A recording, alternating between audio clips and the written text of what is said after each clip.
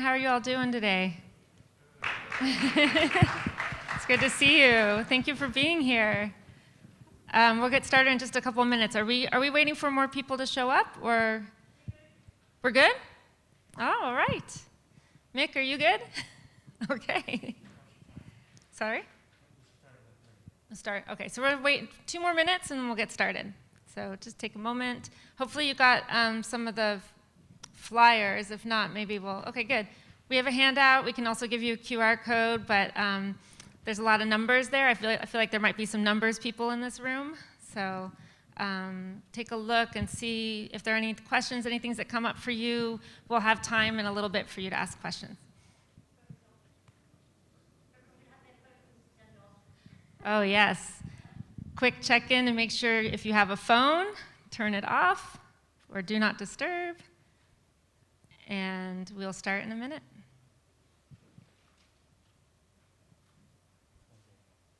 I don't know what you're saying. Oh. All right. I see someone else coming in. All right, welcome. Come on in. Thank you all for being here today. My name is Rebecca Kanara. I'm the Senior Manager of Educational Programming at the Giving Spirit. We have some amazing folks here with us today. We have Chantel Spriggs, who is going to share a bit about her story, but she's also here representing Safe Place for Youth. We have Markeisha Babers, we call her Kiki, and she's a spoken word artist. She's going to share a bit of what she does. She's part of Poetic Arts Collective. They have an amazing collaboration with the LA Times that they've just been launching, and we get to hear a bit of her art today and hear from her and her story. And then we have Sarah Bemke, who is the Director of Empowerment Programs at Safe Place for Youth. So she'll share with us a bit more about this amazing organization that we have here that serve youth. But before we get started, we want to share a video with you about the Giving Spirit. We were highlighted in the news recently, and we just want to give you a little bit of information about what we do here and what you'll be doing with us today and why. And then we'll hear a bit from Tom, our fearless leader, before we get started. And an LA-based nonprofit is taking a different approach here. It's packing and distributing survival kits to 3,000 women now living on the streets. NBC4's Gordon Tokumatsu shows us the impact these kits are making. So beautiful. Oh. For women, the streets are an especially perilous place. Most flee abuse. Many have children to care for, hiding constantly from predators. Almost no time to focus on what's so important to their sense of self. They want to feel like women out there. It gives them their dignity back. It's the reason Tom Bagamani's Giving Spirit nonprofit is passing out 3,000 personal care kits, specially designed for women, this week. Great. Detroit, who now works for Giving Spirit, showed us what's inside the garment bags, stuff you may not think would be important. We have coconut oils. To someone living in a tent, but she says you'd be wrong. Perfumes. More perfume. In and out of homelessness since the 1980s, Detroit Hughes always kept her sense of human dignity front and center. Little things like a purple lipstick, a nose ring, bracelets, and rings, always anticipating, she says, the day when she might be found dead. I wanted my kids to be able to recognize who I was. I know that purple lipstick from somewhere. I know the hair from somewhere. Tom says honoring and respecting human dignity out here on the streets has another benefit as well, ultimately solving the homelessness problem. For them to believe that society really gives a darn about them, they have to feel like they're human again. That, he says, is the first step toward permanent and supportive housing. Out here, hopelessness is what prevents people from taking steps to get there. The bags are carefully assembled, then distributed to wherever the women are, with Detroit and other volunteers making the first personal connection. Then they get everything from loofahs to feminine hygiene products to soap and deodorant. One less thing, she says, to worry about. And these tiny gestures...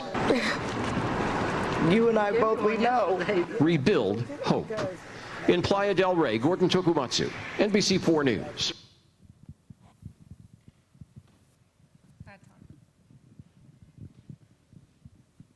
Hi. You guys hear me? Do you mind if I take my mask off? Sorry, I should have asked first. So, K1 in the house. Come on, let's get some energy. All right? I just can't tell you how honored we are by your consistent, loyal, and loving support. Neil and Kate and the entire K1 family have been incredibly generous and kind with their time and their resources. But to expose you, the culture, to what we do, and to interweave you and integrate you into how we walk the walk. And that's really important. As men and women of business, you know, we have a dual obligation to leave an imprint on our culture and our legacy in this life.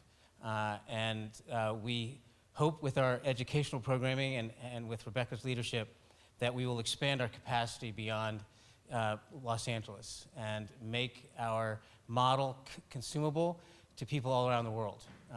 And you're going to see and hear a significant piece of this today. It's important for us, so we believe in a closed loop solution when it comes to poverty. The short tail, or the first part of the loop, is what you're building today, physically, right? So that care can survive, helps people survive for weeks and months at a time. When you see how much is going out in the streets, because I don't think any of you have been exposed to the winter kit assembly, it's our biggest give. You'll be overwhelmed by what they get, but then you need to take a beat and understand how far that goes for someone who has nothing. And if you had nothing, how far you can make a box of crackers go. It's amazing, especially if you're feeding your children. So that's the short tail. The long tail is why this occurs, is communication, is education and community awareness, is really exposing everyone to the real truths and realities behind poverty. Because a lot of those factors can be mitigated if we understood the source. We take the shortcut a lot of times through stereotypes, through fear, through just, we're too busy to really truly understand the stories that exist around the people that live on our street corners, in our parks, in our overpasses, and live in their cars and in multiple families and hotel rooms. The stories you're going to hear today will change your lives in terms of your experience, but we want it to change and put a crease in your soul, because we want you to draw from these women and their experiences to make better decisions for us as a society, but as you are influencing others, whether it be your own families, your colleagues, your friends, it's really important. If we are going to make a difference in the narrative, we have to come from truth. We have to come from real experience. At the end of the day, I'm not an advocate for the homeless. I'm not an advocate for the poor. I'm an advocate for the truth. Because at the end of the day, that's what wins the day. And as we've seen, it's been fleeting over the last few years. But what you're going to hear today is truly the reality of poverty, but the reality of hope. So, Rebecca, the floor is yours. All right, let's give Tom a big hand. Thank you, Tom. Before I ask these amazing folks some questions, I just want to see a show of hands in the audience. Who here in this room has experienced homelessness or knows somebody who has? Okay, so few hands, right? Let me ask you it a different way. When you walk down the street on your way to work, when you're leaving to go, maybe you're taking your kids to school, whatever it is, when you're going home, have you passed someone on the street this past week who looked like they were probably homeless, who might have been sleeping in the streets? Just a show of hands. Has anyone had that experience? Okay, now we've got everyone in the room. So we're here today together because this touches all of us. And I want to share just a personal story. I also didn't raise my hand when I first heard that question the first time. I was actually the person who asked the question. And I didn't even remember my own. I knew I cared, but I didn't remember my own experience and my own connections. And when my children were very young, my father-in-law chose to sleep in the car instead of tell us that he had been evicted. He chose days and days in his car instead of just telling us the simple fact that he had lost his housing, and we were there to help. We were nearby, right? That stigma is real. And I also realized in that moment when that question was asked, and I hadn't raised my hand at first, as I heard other people share their experiences, that my own grandfather, when he fell into depression at age 82, because his checkbook, he was an accountant, it was off by 10 cents.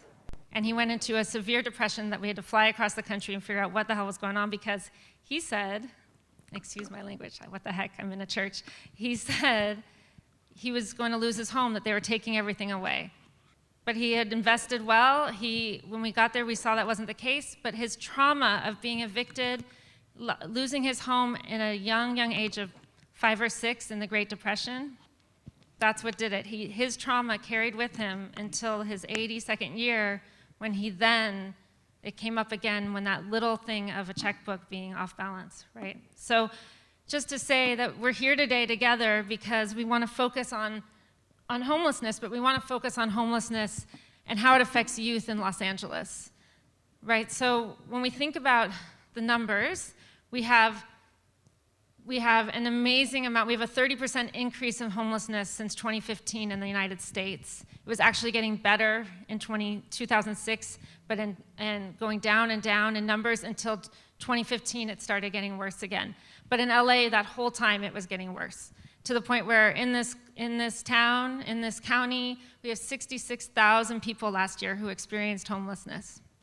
But the numbers of youth are even more stark. We have 4.2 million youth in the United States any given year that experience homelessness. And so when I'm a mother, so when I think about that, my 13-year-old, that means 1 in 30 of her peers are going to experience homelessness by the time they're 18. And it means my 18-year-old, 1 in 10 of her peers by the time they're 25 will experience homelessness. So it's dire, it's urgent, and it affects all of us. And one last number to throw your way, and then I want to focus on stories, and I want to get to the people behind these numbers. But in LA, I thought it was 4,000 youth. I was corrected by the leader of Safe Place for Youth on Friday night. It is 4,700 youth who are experiencing homelessness in LA on any given day. So California overrepresents. We have 1 in 5 of the homeless youth in the country, in the state of California. Anyone been to Dodger Stadium? Show of hands. Yeah? We can fill Dodger Stadium over almost 5 times with the number of youth who've experienced homelessness in a year in California. So all that to say, we know it's important, we hear those numbers, but these are people who we care about, who we want to know that they can have a chance at a different kind of experience. And so I want to start by just asking you to please just give a round of applause and welcome to our panelists. Again, it's Chantel, Kiki, and Sarah. And I'm going to ask Chantel and Kiki a few questions first. Can you tell me, Chantel, share with us a little bit about your story, your journey? So I came out here when I was 25. Oh, I'm 25. I came out here when I was 20. I had actually maybe a few days off, so 19. I came out here because I lived in Georgia, and I moved around a lot as a kid, and I have family out here. I don't have a lot of family. It's just kind of my branch, and I didn't know them really well at all. And my dad at 18 gave me an ultimatum to either, it wasn't really an ultimatum, it was just, you can do nothing and we move without you, or you can go to California with your family out there and go to school, which is cheaper. It is cheaper if you stay here a year. And I ended up coming out here with people that I really didn't know. I didn't grow up with them, and I had only met them one time before, and we didn't actually get along then. So it didn't work out. It took a month for it to not work out. And what I did was I walked to LAX from Culver City. Then I went to go and find a public library, and then I Googled homeless drop-in centers and found SPY. And I've been with them for 5 years. They helped me get housed. I got in Santa Monica College with them for computer science. I did code talk with St. Joseph Center, which is the HTML boot camp for women and women identifying people. And you get a certificate after. And I started an internship with SPY that allowed me to really get financially stable and kind of start building those interview skills, which allowed me to get a part-time position at SPY and then turned into a full-time position. So it's been 5 years of being in California and experiencing that. I was homeless for about 2 of those years.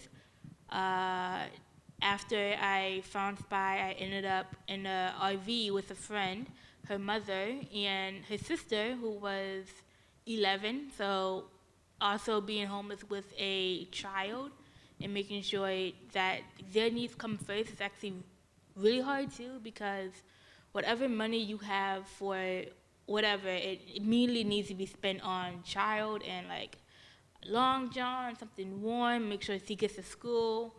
So that was also really hard. But after a while, I think, especially with SPY in St. Joseph's, I got housed and was able to get financially secure.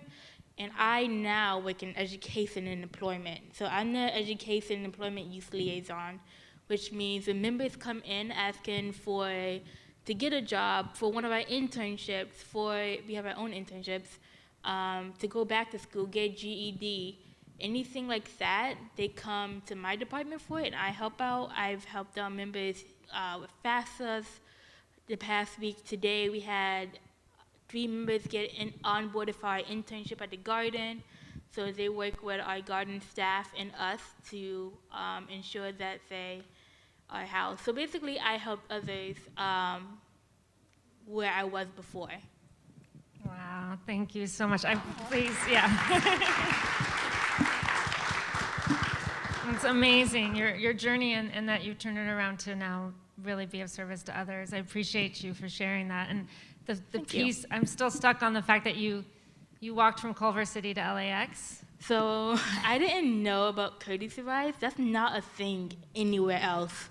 I mean, I've been on public transport my whole life, but yeah, I really wish I'd known about courtesy rides, because I absolutely would not have done that. That had to be, honestly, the worst part was just the amount of walking, because I've only been out here for a month previously, and before I've only visited for a couple of days. So I had no idea where I was going. I didn't have a phone or anything, any internet, so I had to rely on other people and asking around at establishments to get around to find a library. Yeah, and you're speaking to also, like, I've heard a lot that youth, the kids, if they find themselves in the streets, they don't know necessarily all the resources, right, that are available the way maybe adults might know, and that their experience is different because of that. And Kiki, you talk about walking as well. Maybe you can share a bit about your story and your journey. So I became homeless with my mom when I was 3 years old, and we stayed shelters, cars, hotels, and different stuff like that for a while. And I wind up going through an experience in one of the co-ed shelters that we were staying in, where it's like a mix of men and women and families. And I went through an experience, and I was like, nope, can't do it. And so I decided that, like, I'm gonna leave, and like hopefully like I can like get a job, go back to school, come back, and like be able to help my mom instead of like her having another mouth to feed. Like, I wanted to just make it easier. So when I was 15, I ran away from the shelter we were staying at, and I wound up being homeless by myself on the streets. And my plan of attack was like, I'm gonna go back to school and I'm gonna get a job. But then I didn't realize like how many limitations there are. So like when people say that to like people living on the streets, and they're like, well, why don't you get up and get a job? Like, you're just lazy. And I'm like, okay, in order to get a job, you need an ID. And if you don't have your ID, you need your birth certificate. And if you don't have your birth certificate, you need your social. And in order to get all of that, you need each one. Like, you know what I mean? And so like it's almost impossible, especially for someone like me. I was born in Houston, Texas. So in order to get my ID, I need to pay a certain amount of money to have my birth certificate sent from Texas, but to what address? So how am I ever gonna get it? And so I spent a little while on the streets at 15. I finally got reunited with my mom after a while. We were still in shelters. And I was just kind of like on and off the streets until I was about like 24. So I finally got a little bit of stability, and I've been performing poetry since I was 15 years old. That's been like my only saving grace. I've been writing it since I was 9. And so I finally found like an avenue for me to like, I knew if I like focused on something that I really love to do, then like my situation would turn itself around. Like I still like had to get up and put the footwork in, but I knew like if I let myself just think about like all these bad things that are happening, like I'm never gonna be able to take a step. Like I can't like move with the weight on my shoulders. So I'm like, I have to do something to focus and like push some of that weight off my back so I can finally take steps to lift myself forward. So yeah. Thank you, Kiki. Please give her a round of applause too. Yeah, I'm wondering if you can, both of you, when I think about when, Kiki, you talk about running away at 15, and so I'm thinking about that first night, right? That first night that you don't have that safe place to go. And so I wanted to know if there's either of you, if you want to share a bit about what that first night felt like. I think for the first night, I was just running on pure adrenaline, so I didn't actually get a chance to think. I think it really hit the second night, and once it really more hit once I figured out, I need to get to a safe place of youth, because that was the organization that came up when I Googled. Once I knew I kind of had a destination and the next step and like something solid, then I can let myself like, okay, and so now I'm in this situation. The other time I think it hit really hard is right after. So Safe Place of Youth opens Tuesday and Thursday. Tuesday, Wednesday, and Thursday back when I did. So after Thursday, you kind of have the whole weekend of doing nothing when you're homeless, especially as a youth, because a lot of places won't let you in to think, especially in the morning before like a library opens. That's another time where it like hit really hard as I was waiting for the library to open and going, okay, so this is my days now. Yeah, I mean, so the resources are out there, but they're not necessarily there 24/7. Right. So even Safe Place, this amazing place, is not always open, and the libraries, and with COVID, I'm sure you all know, right? The libraries closed, and so people didn't have a place to go to be warm or to charge their phones. These crucial things that can help them stay connected, or Google support services, right? In the bathrooms. Bathrooms, right? Establishments usually don't, and if a homeless person comes in, the bathroom key is mysteriously broken or is mysteriously out of order and it doesn't work. But the next customer will come in with ordering something and it mysteriously works again. Yeah, that discrimination is real. It really, yeah, thank you. Kiki, also for you, like if you want to share about that first night when you were 15? Yes, so for me, when I first got on the streets when I was 15, we were staying at a shelter in Watts, and I had left, and I was just, I think it was just the adrenaline. I was like, I went through this experience, and I was like, I just have to get up and go somewhere else, and I wasn't really like thinking about anything, and like I wound up like being followed by this guy like for a long little while. It's actually a funny story. I'd say I like had like a spirit dog with me, because there was this dog that came up and like it would never let me touch it. Like every time I tried to like grab it, it would like run away. But then like every time I turned around and started walking, it like followed me. And that was the only thing that stopped the guy from ever approaching me, was that every time he tried to approach me, the dog would like, be like, no, And I finally found this porch of a lady who used to live in our neighborhood. She was an older lady, and I was like, you know what? I literally don't know where I'm gonna go. I don't know what to do. So I'm just gonna sneak on this lady's porch and go to sleep. And that's what I did. And we woke up in the morning, and the lady was like, "What are you doing?" And I was like, "But I'd rather be here." Like, and that was like when it really hit me. When I was like, the ultimatum of like picking the lesser of two evils. Like, you know what I mean? Like, either way, like, she could have, like, had, like, family there who was like, who is this stranger? And, like, they could have tripped on me. Or I could have stayed out on the street all night and risked, like, that type of danger. So I think that was when I first it really just hit me hard. Like, I'm gonna have to start like deciding what type of danger and what type of harm I allow myself to go through, because it's gonna happen either way. I just have to choose the lesser way, and that was the hardest thing. Oh, and remember, 15. She's 15, right? And making these kinds of choices. And you both are really speaking to that, to the choices that you had to make, but also the choices that people were making of whether to help you or not. And so I just want to thank you and appreciate you both for sharing that. I'm going to ask you a few more questions in a moment, but I want to ask you, Sarah, if you can share a little bit. We've been talking about SPY, Safe Place for Youth, also, and how they were there at a time when Chantal really needed them. So you want to share a little bit about what you do at SPY and why it's a unique place? Absolutely. Thank you, and thank you both for sharing. So my name is Sarah Bemke. I'm the Director of Empowerment Programs at Safe Place for Youth.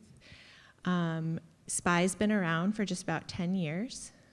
We provide, we started as a drop-in center, I should start there, when we provide essential services to unhoused and at-risk youth. Ages 12 to 25, which is transition age, or otherwise known as TAY.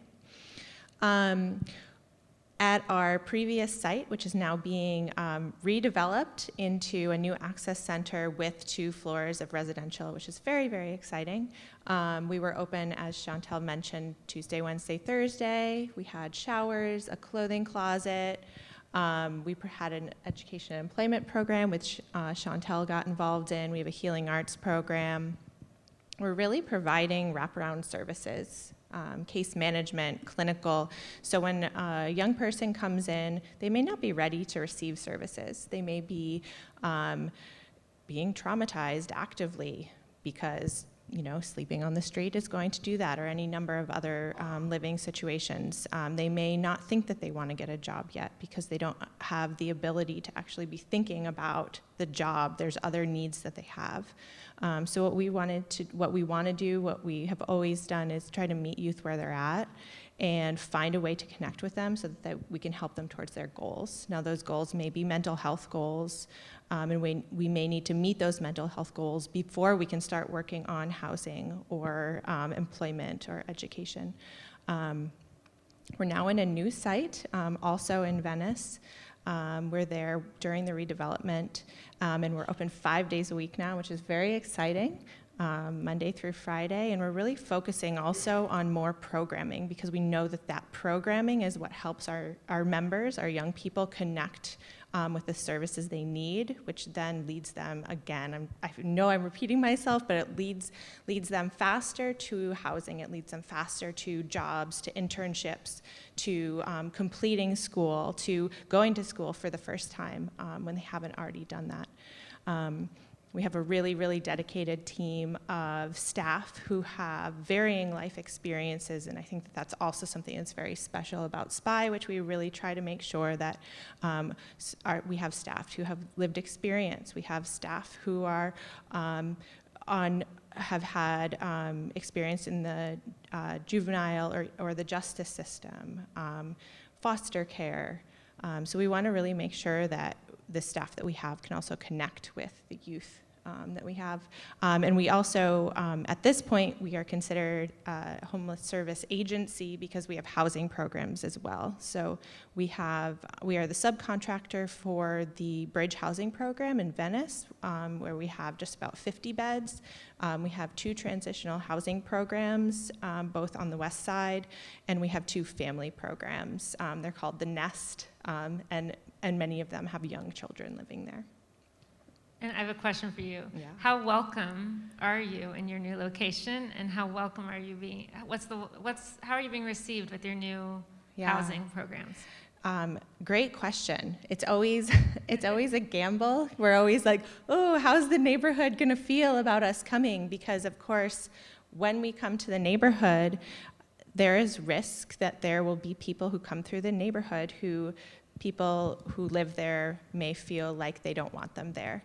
I kind of want to take the opportunity just to talk about how we are all neighbors. Everyone who is living in a community is a neighbor. And so we really try to address that with the neighbors of our locations. Having an open house, explaining to people what services we have, encouraging people to communicate with each other, because we all live here together, and because we are in a public health crisis, like, it's up to all of us to address that together. Yeah, I want to ask everyone in this room a question for a second. I'm going to steal it from Tom. But tell me, with a show of hands, if you believe that there should be housing for everybody in Los Angeles. Okay, so keep your hands up if you believe they should be in your neighborhood. How about on your street? Okay, thank you. That is not usually the response. The hands go down. So I want to just appreciate you all, because right now that is the crisis, is that it's very hard to find folks who will support in any neighborhood in Los Angeles to have new housing like Safe Place is working on. So thank you. Please keep encouraging more and more people to support housing in their neighborhoods. So Sarah, are there any current challenges that you want to tell folks about when it comes to what youth are experiencing right now in LA? Yeah, I mean, we're facing a couple. Some of them have to do with COVID. We had to get people off the streets very fast, and there was funding identified to put people, maybe people have heard of Project Room Key. Folks were put into these hotels and then trying to figure out what the next step is going to be for identifying more permanent housing. I'm going to answer by saying housing, but I'll answer it in a couple ways. There are foster youth who are aging out at 18. They have, the foster system allowed youth to stay in just a little bit longer because of COVID. Now those youth are aging out of the foster system. I think that every time an organization like SPY, Venice Community Housing, anytime an organization like that is coming in and identifying a new building that would be taken over by housing, or to build new housing, there's a fight with the neighborhood council. There's a fight that has to happen to really prove to the community why. Because there's a lot of confusion around why housing is really needed. But housing is needed. Yeah, and actually I want to come back to Chantal and Kiki then about housing. So just take you back to that moment you first had your new home, wherever and whatever that was, that key that you received. What was that? What did that feel like? But also, do you still have any fear? Like, when you go to sleep at night, is there fear that you're going to fall back into what you've experienced in the past? The first time I got my key, I got my key with my friend that was living in her RV with. So we got a 2-bedroom apartment. It was just us. Not a great neighborhood. It was like, where was it? It was in a jungle. It was on August. So but still, we were elated. It felt amazing. It felt like finally stepping up. It didn't feel quite like everything has come together, because it definitely hadn't, but it definitely felt like a right step in the direction. And sleeping on the airbeds that they gave us for the first night, it did feel like a king-size mattress, which is great. It didn't feel like that the next day, but it felt really great the first time we got the key. Thank you. And yeah, I think I missed one. No, I just wanted to follow up with are you just like, I'm good now, or is there any fear that this is going to happen again? Yeah. There's always fear that just slightly in the back of your mind that you're like, well, I hope, everything's going well. I paid my rent. Everything's on time. And, when an event comes up the next time, I'm paying it. Hopefully it's still good. And she's not like, hey, I gotta talk to you or anything. It's still that very back in your mind, I hope this is okay and my housing is okay. that you think to yourself every so often. Hopefully I don't get evicted. Hopefully nothing happens. Everything's good. Nothing, make sure your payment. It's always something. Like, you're always in the back of your mind when when rent comes up, making sure that scrambling to make sure everything is good, because it's still always the back of your mind that, oh yeah, I could get evicted and be back where I was.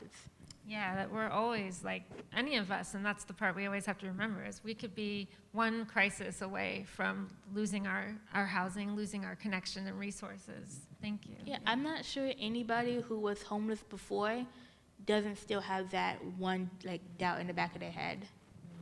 So how about you, Kiki? How about that first, that key, getting that place? I honestly was like super excited. I like jumped over everything. I was super, super excited to finally be in a place of my own for the first time. What was interesting for me though was like, I like to bring awareness to like, sometimes like just getting a place isn't enough.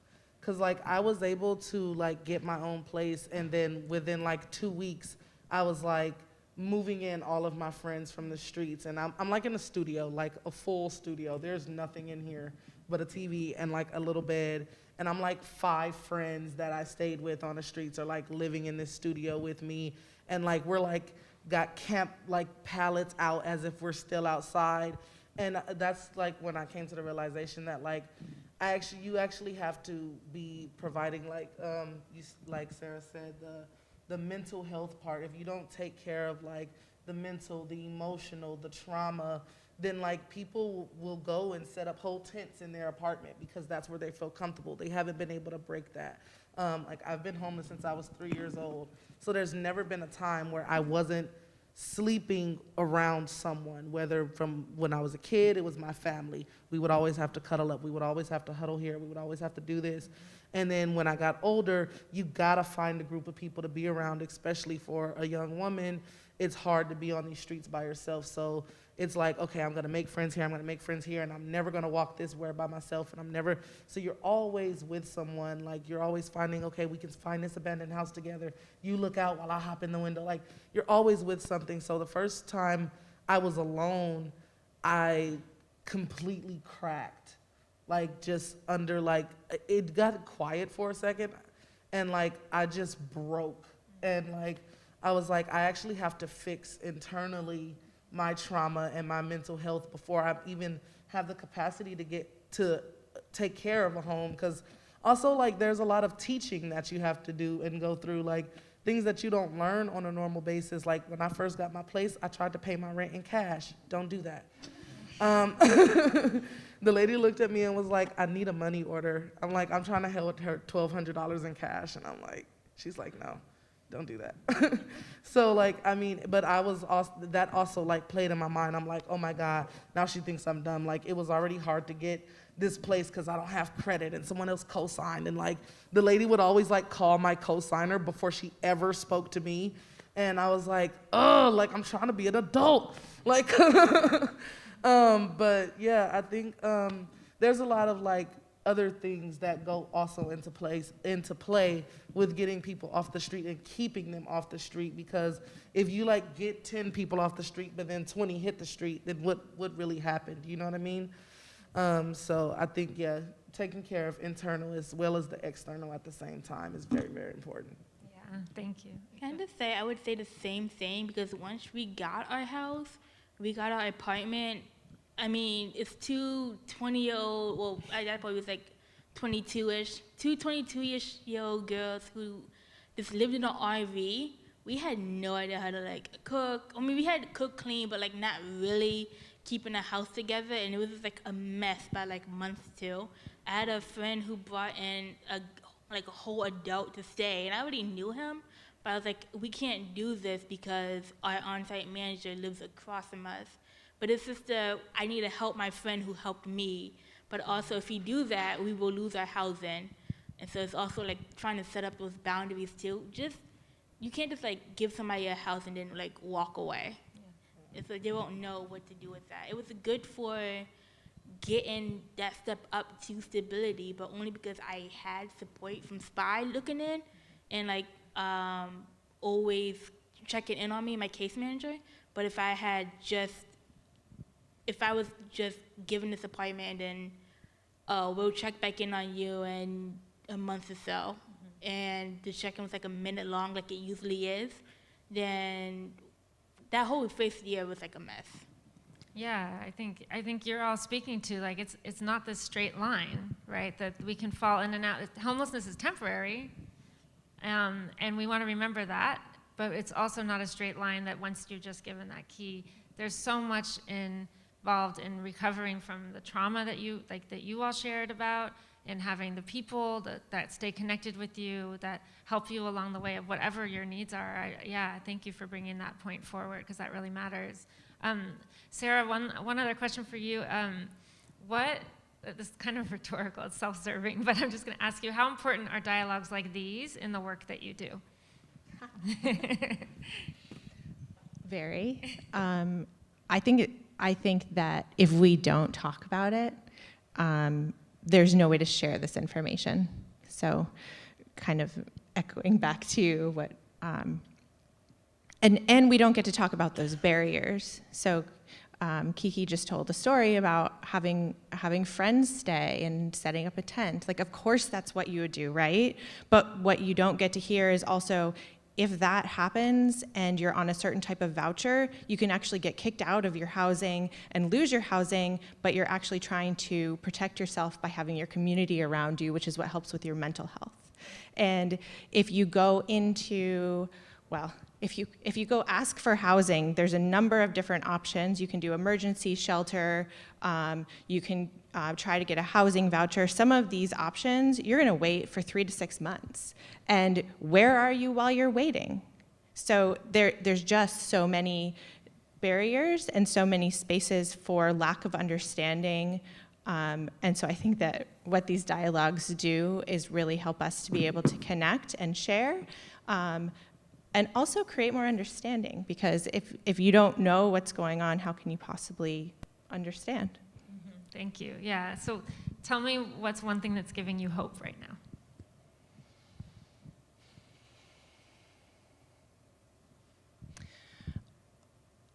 Well, I mean, I think that this is going to be really a simple one, and it's a small example, but we are redeveloping SPY. We are redeveloping that space. And so even though that might be something that's like directly affecting my life and Chantel's life and the youth that we work with, we also were able to prove to that community how important the drop-in center is. We were able to prove to the community how important the housing units, I think it's 42 units, something like that. And because we can do that, I think that really gives me hope, because sometimes in this work, when you're going through the experience of not having a home or not knowing where you're going, and on any level there can be just like a real lack of hope, and a lot of frustration, and a lot of just like, a lot of frustration. And so it really gives me hope knowing that we can prove these things to one community, and that community is the Venice community. And so what else can we do? Yeah, thank you. Yeah, and Kiki, I want to ask you, in that hopeful way, I mean, you and Chantel, you both talked about this community that you need around you. So what's a message you would want to give to youth who are out there right now, who don't have a safe place, who are looking for that safe place for tonight?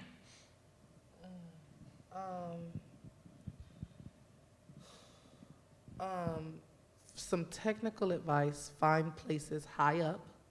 So rooftops are really, really good places to go, because then you're not being walked past all night, and you don't really have to take shifts sleeping with your friends. Like you still have to be cautious, because the securities, if they catch you, will try to kick you out. But if you find rooftops and high up places, they are the safest places to sleep, because people are not just able to just come and bother you while you're sleeping. And some heartfelt advice would be, you're not your circumstances or your situation, and everybody is deserving and everybody is worthy of something. And everybody has something inside of them that they're really, that they really connect with. And if you focus on that, that will lead you in the right direction. If you find something that you're really passionate about and that you really, really love, and you focus on that, that passion will drive you where you need to go, as long as you follow what it's telling you to do. Thank you, Kiki. And how about you, Chantel? What message do you have for the youth out there? For sleep-wise, I'll be honest and say the first 3-4 days I slept outside, and then I slept in an RV with a friend I had just met. Not also the greatest plan, but I would say sleep in areas that I wouldn't say sleep in super dark areas, because then it's easy for somebody to attack you and then nobody sees it. So like kind of areas that are lit, and if you yell out, there are people nearby who will come. I would also say, just in general, if you're on the street, the first thing is to make a plan. You may have like 90 things you want to do, and you're all trying to do it all at once, and it feels like a lot, and that's why it feels like a lot, because they're trying to stuff 90 things. Instead, take like 2-3 big items, like I need this, and then work on those 2 and then move on. So you'll still do everything, but I see a lot of people, even when I was, my friend did this, who I lived with, she had so many items. I want to get this certification, I want to go back to school, then I want to do work, and then I need my birth certificate ID, and all of those are exactly what you want to do, but just managing that and knowing to not overwork yourself to get everything, because then you burn out.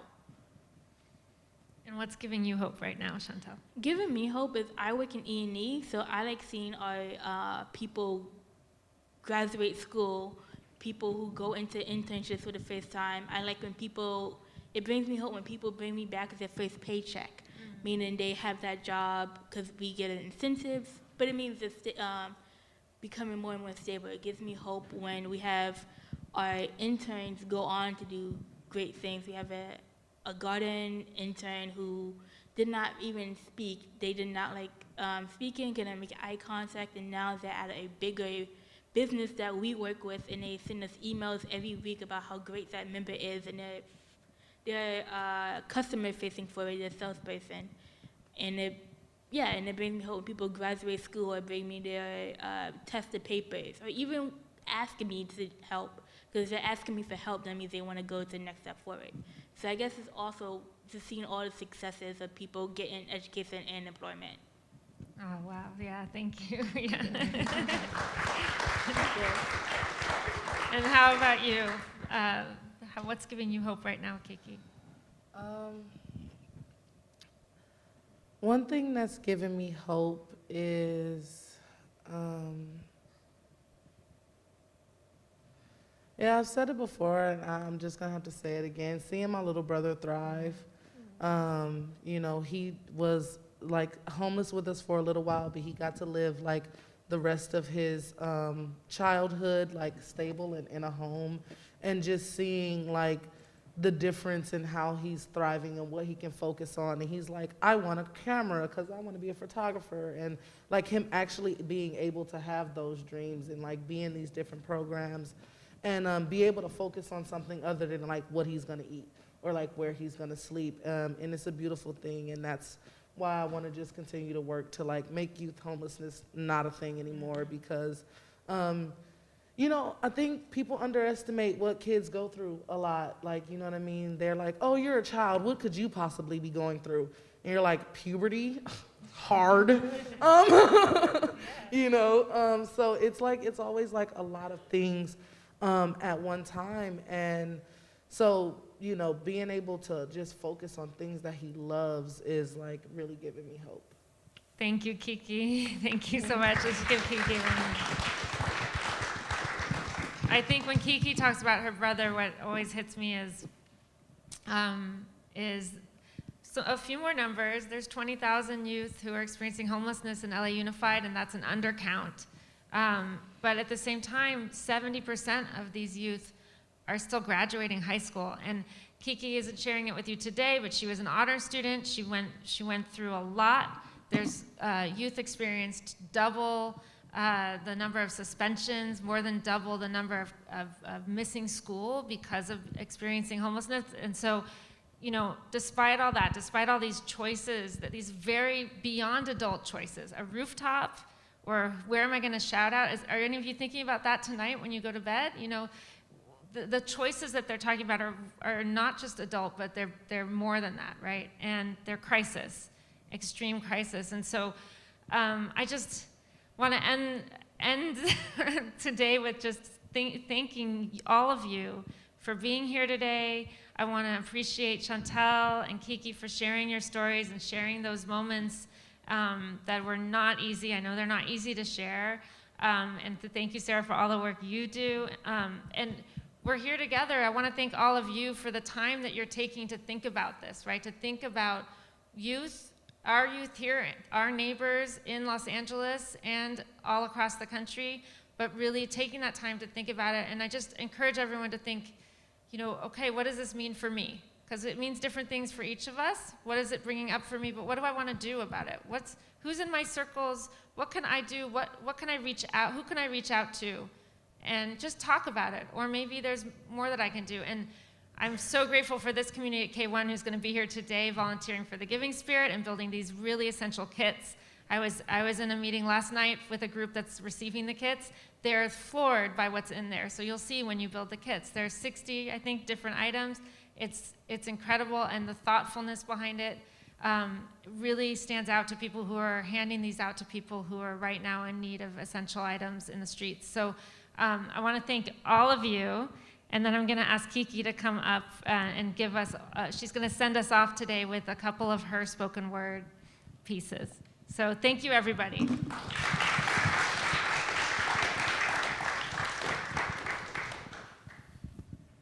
Hello, how are you guys doing? I'm Kiki, and I'm going to be doing 2 spoken word pieces for you guys today. And the first piece that I'm going to be doing is called Christmas Tree.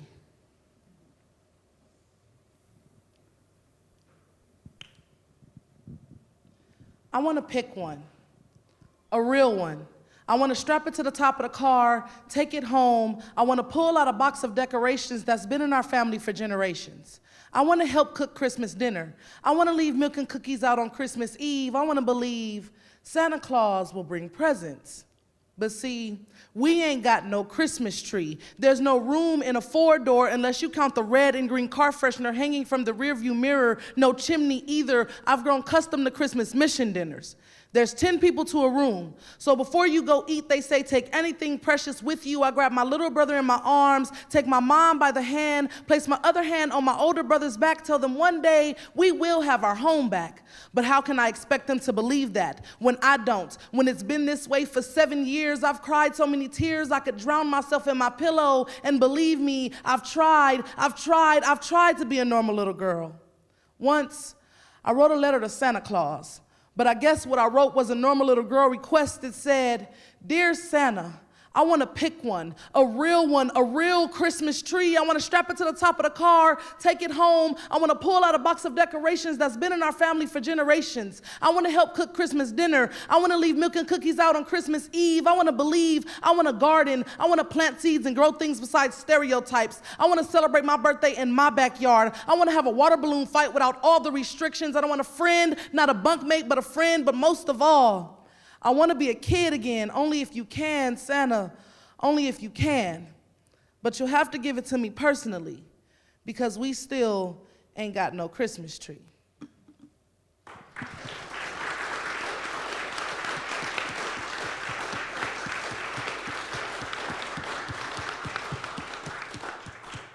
Thank you. And this next poem I'm going to be performing for you guys is called That Girl.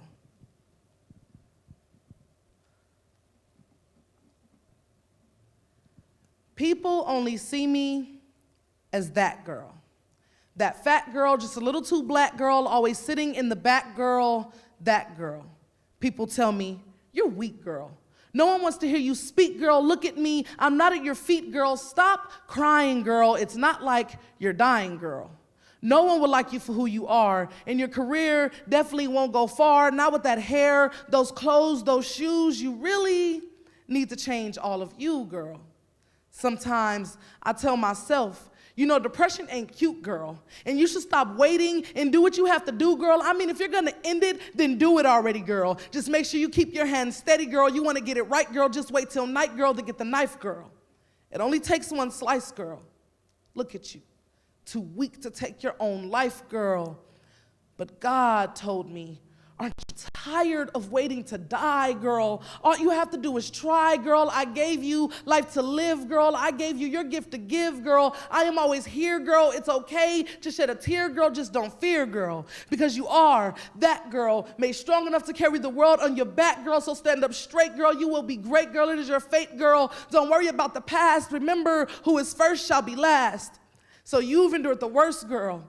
Now it's your turn to be first, girl. Then God held out his hands. He said, take this, girl. Don't waste it, girl. You'll know when to use it, girl. It's a miracle, girl. Like you are a miracle, girl.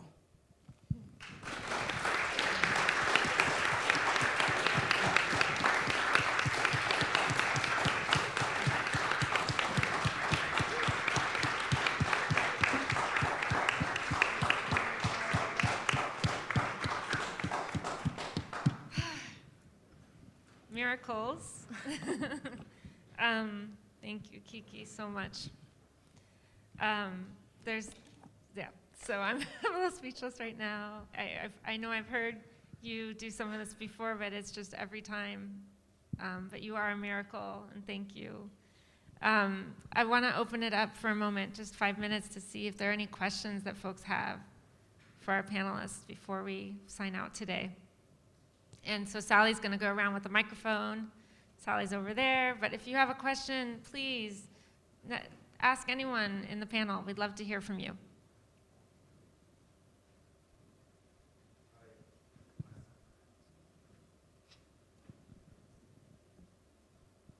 That was, well, thank you all, but that was really incredible. That was really amazing to listen to. But thank each of you. All those stories were awesome.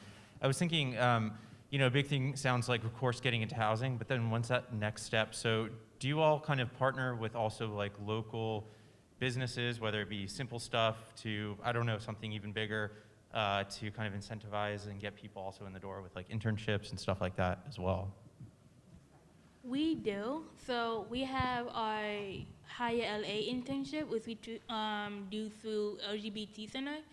So what it is that a member is technically paid and working through the LGBT Center, but we as SPY find places to place them.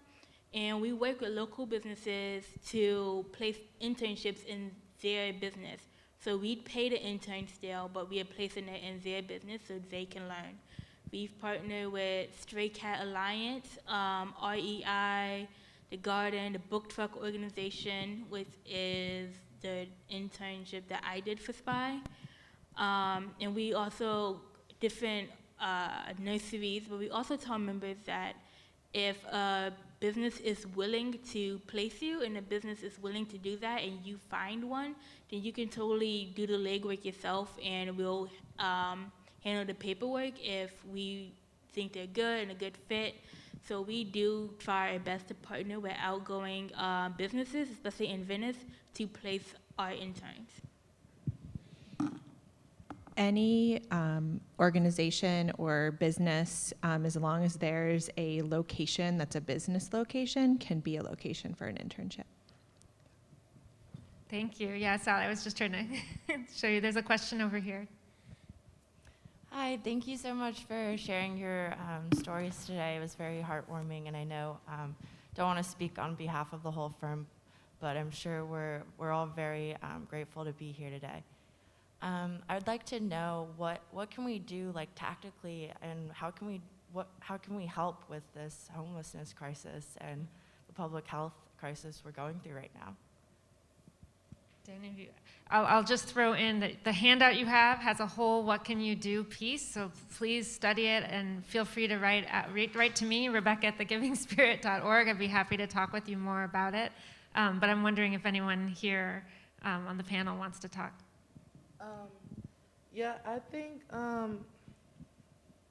think one of the things that can be like immediately done is like like making information accessible. Like, you know, if you know of different organizations, different drop-in centers, different place for youth, or just homeless people in general, like, you know, making pamphlets or flyers and like putting them in different places where they're accessible, libraries and different stuff like that where they hang out. Because I know one of the major things for me going on the street as a youth was that I was never given any information throughout my going to school afterwards. I was never told like where would be a safe place for me to go.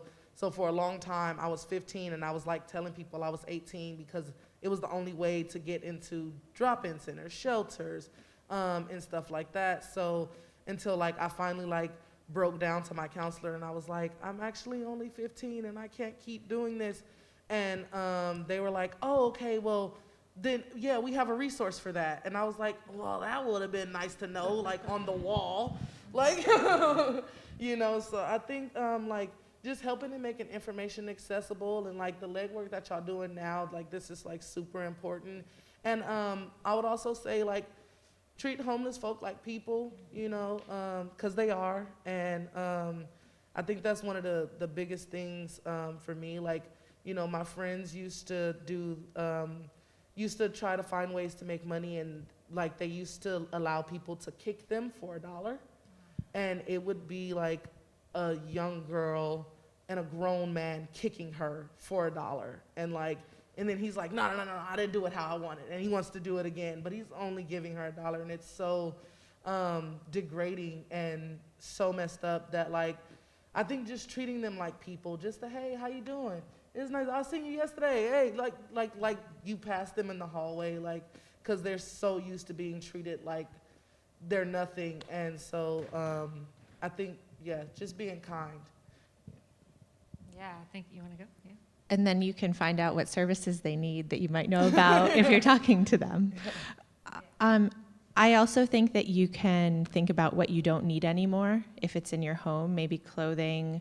You may have hygiene items. You may stay at a lot of hotels. We accumulate a lot of things when we have a space to accumulate them. And so thinking about what things that you can share. Of course, money. Maybe that seems like an obvious one. And just thinking about what I'll say partners you already know. So do you know businesses? Do you know people who like to tutor? Do you know artists? We have a healing arts program. You know, there's so many ways to, like yourself, do something, but also connect to your community too, and then educate. So if you're here, you're reading up, you have the Giving Spirit handout, you're gonna maybe contact Rebecca, then you can share that too when you sit down at Christmas and you're you know, or Hanukkah with your family, and you can share that, and that is helpful. Yeah, thank you. You want a question? All right, Tom's got a question. No, I want to kind of answer that. Oh, okay. Part of the answer to that question as well. Yeah, so from our perspective, I mean, you guys answered a lot of what I was going to say, but it's time. You have to dedicate time to this issue, and it goes back to what I said earlier. You know, we are also focused on our careers and our families and our own world, especially during COVID when we had to hunker down and really focus on surviving and taking care of our families. Now that we're emerging out of this, God willing, in the next 6 months to a year, it's really important to take the time and understand the stories and the lives that, you know, we don't know about, and we're making huge decisions about. And you know, when you do take the time and peel off the layers of skin, it's not that many layers to understand, you know, what somebody like Kiki had to go through. I mean, she went through 15 different schools before she graduated, and she still was an honor student, and she still graduated. I mean, and hearing her talk about the fact that she never had a bestie because she always had to leave. I mean, being able to relate to poverty is our goal, right, in storytelling. As Rebecca is building out, as I shared with Neil and Kate the last time we had a chance to be together, you know, we're so proud of the fact that we brought Rebecca on to create a curriculum program. So we're creating curriculum for schools, for companies, and for living rooms, for homes. So we wrap around our content, and we have amazingly written curriculum, and we have an engagement model attached. So there's a call to action, there's learning, and there's awareness. It's told by precious souls like this. So there's a lot of information out there there's a lot of noise out there that's prohibiting you from really understanding the truth. Stereotypes, fear, and the fact that you guys, are young and you've got your careers all in front of you. This is the best time to invest in these people. This is the best time because you can do something about it. Time and treasure. I mean, you work in an amazing culture, right? I mean, this doesn't happen in the companies all over the city. It should. What Neil has built and Kate has built, this culture, if you go off to create your own companies, not anytime soon. I'm protecting your assets here. But when you do have a chance to lead as they lead. Lead as you've learned and that you develop your own path. But that's how these women made it. And I'll just leave you with one thing.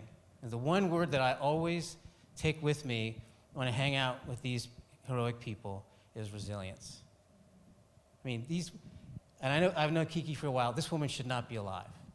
She should not be alive. She's alive because she focused, she beat the challenges, and she made it.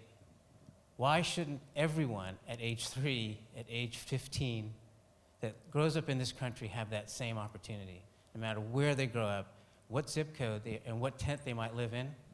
Why shouldn't anyone be denied that chance? So that's how you can make a difference, is understanding and taking the time and working for companies that give you the time during a business day to be here to help us help them. Thank you guys very much. All right, thank you everybody. Thank you, Tom. I want to thank all of you, but really thank everyone here. Chantel, Kiki, Sarah, thank you so much. All right. Thanks everyone. I know you have work to do now, build some kits. So we're going to leave it at that. But thank you for being here today.